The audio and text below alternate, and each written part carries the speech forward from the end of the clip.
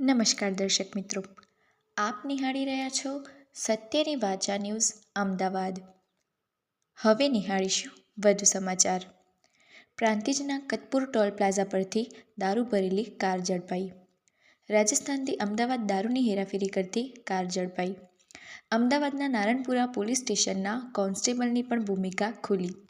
State monitoring cell દ્વારા કરાઈ કાર્યવાહી। 3.48 લાખ રૂપિયાની કિંમતની 1231 નંગ દારૂની બોટલ કારમાંથી ઝડપાઈ હતી। હેરાફેરી કરતી પાયલોટ કાર સહિત 2 વાહનો જપ્ત કરવામાં આવ્યા। પોલીસ કોન્સ્ટેબલ શૈલેષ ગોલાણી સહિત 6 શખ્સો સામે ગુનો નોંધાયો। પોલીસકર્મી શૈલેષ ગોલાણી હેરાફેરી કરતી કારનું પાયલોટિંગ કરતો હતો। પોલીસની નજરથી બચાવી કારને અમદાવાદ લઈ આવવાની પોલીસકર્મીની મહત્વની ભૂમિકા હતી। પ્રાંતિજ પોલીસ સ્ટેશને આ બાબતનો ગુનો નોંધી તેની કાર્યવાહી હાથ ધરવામાં આવી છે। કેમેરામેન રજનીભાઈ કડિયા સાથે હું ખુશી સથવારા, સત્યની વાચા ન્યૂઝ અમદાવાદ।